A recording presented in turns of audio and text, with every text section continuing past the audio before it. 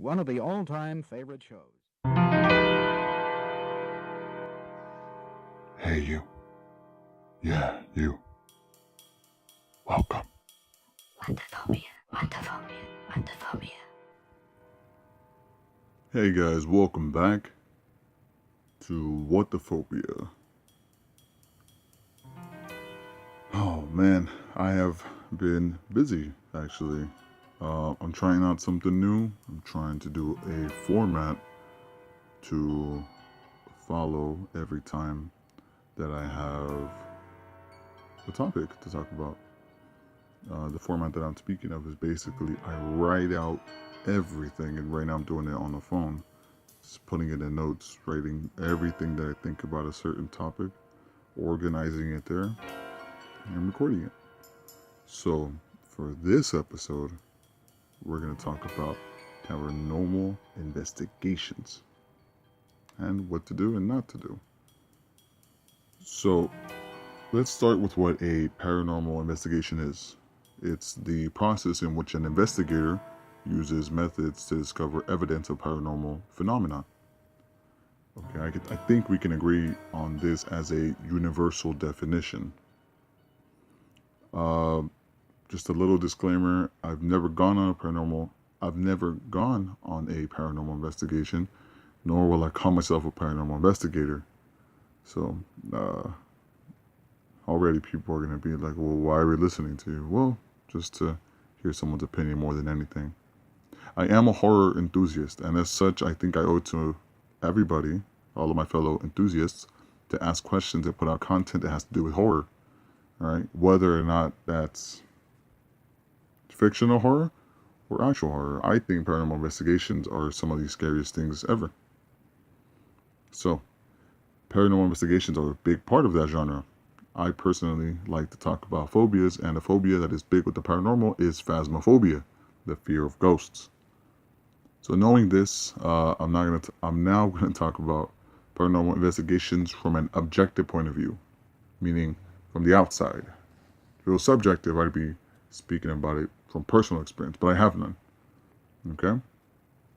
So everything that I'm talking about has to do with people that I've spoken to, stories that I've heard, podcasts, things like that, and videos and movies and things like that. All right, because I think it all comes down to the same thing. So I can only talk about this from an objective point of view. All right. So first things first, let's talk equipment. If you've ever seen a ghost hunting show or adventure, or YouTube channel that does investigations, the equipment is standard. Some go with the technical side and only use electronic instruments such as an EMF detector, which is it detects electromagnetic frequencies. Digital thermometer, uh, not meaning you're gonna put it on something, but just it's like a camera. You point it and it detects the temperature. A spirit box, all right, and a spirit box is basically a radio that plays in reverse and is constantly sweeping through stations. So if it was playing in reverse, the idea is you wouldn't understand anything, especially when it's sweeping through stations. So the idea is that this medium, this electronic medium, can be used by spirits or energies or whatever you want to call them to communicate through. So if you hear words being manifested through their phrases, things like that, then you know you're communicating with them. Okay. Um, Along with this, there's several microphones and cameras, obviously, to record. Uh, and this is one approach that some people might take only to their investigations. On the other hand, okay, we have the non-technical equipment, or the unorthodox, right? Meaning old school, everything by touch, right? So things like the Ouija board, copper rods. Copper rods are used to detect. It's basically an old school EMF detector. All right. There's bells. All of this can be included inside of a séance. Baby powder, to track someone's footsteps. All right. Or handprints also. And there's an example. There's a place here in California called Gravity Hill. It's in the same location that I live in. Oh, okay, about 10 miles away, but it's not that far. All right. And if you put your car in neutral on this hill, your car will be pushed upward gently, but it will be pushed, and you will make it to the top. And if you put baby powder, you'll see small little prints. All right. Also, going back to the old school stuff, personal belongings, belonging to spirits or energies or people that might have lived in the location that you're investigating. All right. So these are all very general items or methods that can be used that are technically not scientific methods, but they're not scientific methods because you can't measure with numbers or levels, okay, but you can still get some results. They'll be unexplained, but you can still get results. So, knowing this, we can assume that any one investigation can be conducted using several methods to get results. Okay? Could be a mix of both, could be one of each, whatever. That's up to the investigator. So, let's assume for a moment, okay, that we are on an investigation of a location that is haunted. As far as we, the living, know, we can only understand that there may be a few type of hauntings. Okay, there's residual, meaning there's an energy or presence that remained or doing the same thing over and over again, like a loop recording, haunting at the same time or under the same circumstances. There are intelligent hauntings, meaning that there is a presence that is self-aware and is also aware of other living energies, causing the hauntings around them. There are also poltergeists, which is a difficult type of haunting because the old theory was that it was a bunch of loud and extreme spirits that would bring activity. Now, the theory behind poltergeist is one that usually surrounds a teenage female. Could be men, males as well, but very rarely is it a male. So the idea is that a pubescent, during the time of puberty for a female, she has a lot of energy, okay? Whatever your form of energy that you want to talk about, that's fine. All right, but it basically means that her subconscious is very powerful and she can have psychokinesis or psychokinetic abilities and unknowingly be causing the disturbances in the home or place of haunting. Sounds fucking crazy, right? Yeah, well, we are talking about the paranormal, so anything goes, okay? All right, so knowing the basics in hauntings and equipment, let's talk about the actual investigation and how it should go down. This is in my opinion, okay? This does not necessarily mean that... Sorry, my dog is acting up. Hey, can you let me record? I don't think he's going to let me record. So, let's assume that we go to a known haunted location and the location is owned by someone, all right? So the reason I say owned is because there are ships, restaurants, people's homes, theaters, etc., okay, that have current owners, and you would need their permission and authorization to enter the premises. All right. The reason I bring this up is because if the building is being protected and watched over by the owners, there is no reason to bring personal defense equipment, such as a bat, a gun, pepper spray, anything like that. Okay. In the case that there is no one to speak to about the property, such as a graveyard, a park, an abandoned building, an abandoned home, a restaurant, whatever, okay? Anything that just no people own it, no people are actually there anymore. Okay, you may have to bring some self-defense equipment. All right, you're there to conduct an investigation with the undead. But sometimes the living could be your biggest threat and you need to be prepared. All right, how prepared is up to the investigators and their crew. All right, once we've arrived on the spot, I think the entire crew should go together and sweep the location in the day if possible, obviously for light, to find the best locations to set up base and to mark the locations for microphones, cameras, and determine the best places for any other medium of communication. This could be communication between them, or between each other, or between them and the spirits. All right? That brings me to my next matter on investigation. Invoking and provoking. Is there a difference? Yes. Yes, there is, okay? Invoking is calling upon and asking. All right? Provoking is demanding and challenging. All right? During an investigation, we can't forget that just because we are there to get evidence of paranormal activity doesn't mean that we will get it. All right? By reading about personal defense equipment, you can guess that my main concern while on this adventure is to keep my crew and myself safe. All right, if we can get some results, that's great, but if we can't, that's also great.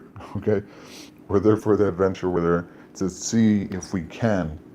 Okay, we can't get impatient and just assume that because we're on this adventure that the ghosts are gonna be like, all right, fuck it, yeah, let's show ourselves to these people. No. Okay. Maybe the next time that you go, maybe they'll be a little more friendly. They'll be keen to want to give you information or make their presence known to you. Okay, but one thing that is universal in this type of research is that you should not provoke. All right, this causes the energies or presence that is haunting the location to behave violently or even not want to show you anything or do anything for the taunter. I don't know if that's a word, but I just said it. Basically, the provoker. All right, we can't forget that these spirits that are still here probably had very traumatic deaths, and provoking is probably the worst idea you can have. All right, we have to respect the dead and treat them with respect and dignity, okay? Not as toys or playthings that do as we please. That's not how it works. All right?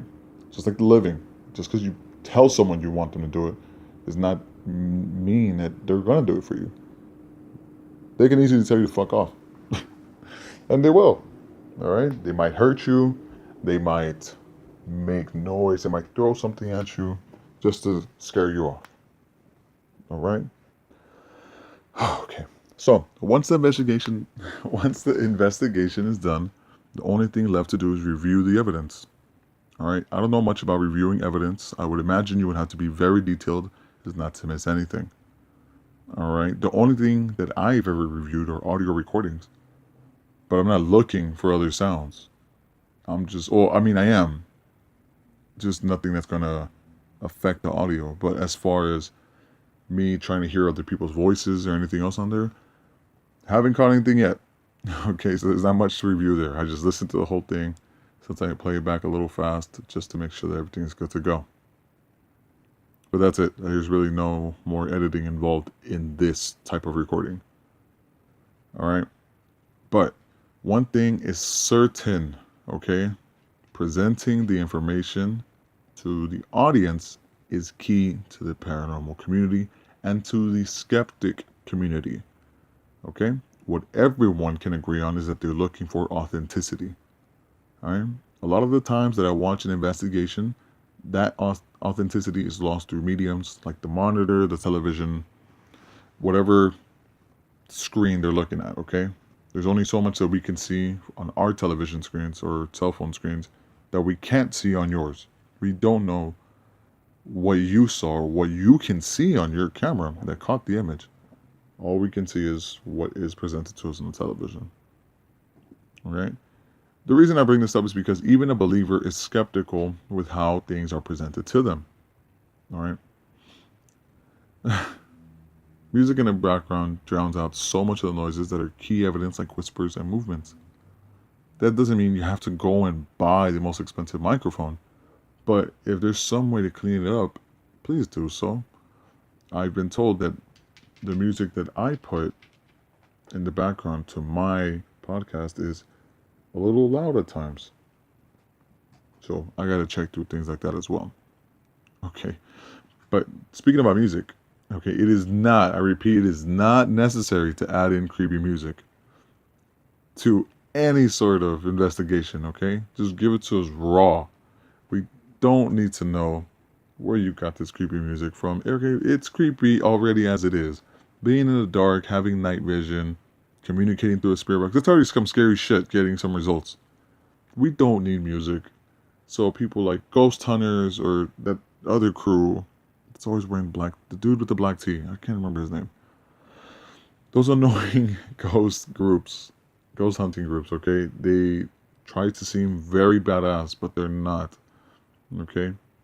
Going into the unknown is brave enough. We don't need you to pretend like this is the type of shit that you're listening to when you're on investigation. We want to be there with you. Take out the music, please. Please. All right, just stick to the facts and present them as such. All right, no clutter, no bullshit, no overcompensating. All right, there's too much at stake for the audience to question the trustworthiness of your evidence. And the debunkers will look for anything to debunk you and all the work you're presenting. Oh man, I feel like I left out a lot. I don't think I rushed through it. We're at 15 minutes. Alright, all I know is I'm going to have to go on a paranormal investigation at some point to make myself a subjective perspective in the matter. Alright? Don't be mean to ghosts. They were people at one point too. They might haunt you forever. Okay? If you don't believe in religion or anything like that, that's fine. Just protect yourself at all times. Alright? Find something to protect yourself with. I don't know how to protect yourself against a ghost or a demon other than religion, but still, to each their own. Alright? Until the next one, I am the creepy journalist. Stay very creepy, my friends.